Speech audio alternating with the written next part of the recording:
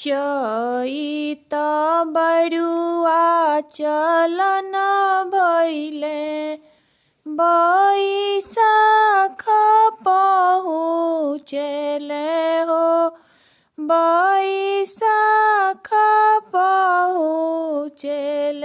हो चैत बरुआ चलन भइले बैशाख पहुँचले हो बैशाख पहुँचले हो जाई के पहुँचे ओहि रे देशे जहाँ फुआ बड़की फुआ है जहाँ फुआ मझली फुआ है जहाँ फुआ छोटकी फुआ है चैत बरुआ चलन भइले बैशाख पहुँचले हो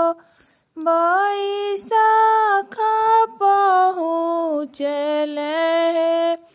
जेहि हम जनती ए बरुआ तू हमारे घरे अइबनु है तू हमारे घरे अइबनु है उसर खेत जोतवा देती ओहि में मोती छिटवा देती हो ओहि में मोती बोवा देती हो कंचन थाल मंगाई के ओहि में भिखिया भरी देती हो कंचन थाल मंगाई के भिखिया हम डाली देती हो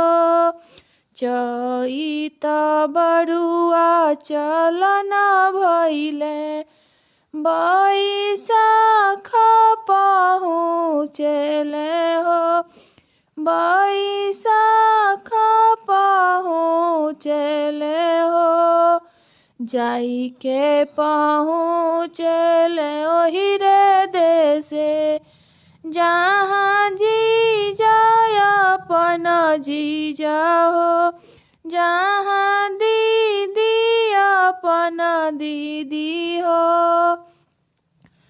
जाई के पहुँचे ओहि रे देशे जहाँ दीदी अपन दीदी हो जहाँ दीदी अपन दीदी हो जेहि हम जनती ए बरुआ तू हमारे घरे अइबनु हो तू हमारे घरे अइबनु हो उसर खेत जोतवाई के ओहि में मोतिया बोआ देती हो ओहि में मोतिया बोआ देती हो कंचन थाल मंगाई के भिखिया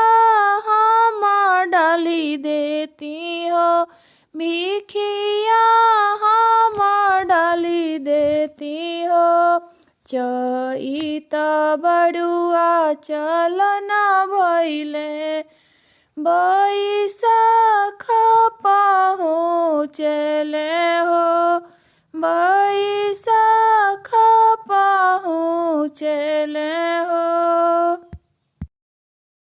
सोने के खड़ौआ सुंदरा बरुआ चुटुरु चुटुरु चले हे सोने के खड़ौआ सुंदरा बरुआ चुटुरु चुटुरु चले हे बरुआ खड़ा भइले कांचन भिक्षा मांगेले। बड़ुआ खड़ा भइले बरम बाबा दुआर, कांचन भिक्षा मांगेले। बड़ुआ खड़ा भइले शंकर बाबा दुआर, कांचन भिक्षा मांगेले। बड़ुआ खड़ा भइले गजाधर बाबा दुआर, कांचन भिक्षा मांगेले। अपनी असनावा दुर्गा मैया से हो उठी बोलेनी है। अपनी असनावा ब्रह्मा बाबा से हो उठी बोलेनी है। अपनी असनावा शंकर बाबा से हो उठी बोलेनी है। अपनी असनावा गजाधर बाबा से हो उठी बोलेनी है। अपनी असनावा सब देवा लोग से हो उठी बोलेनी है।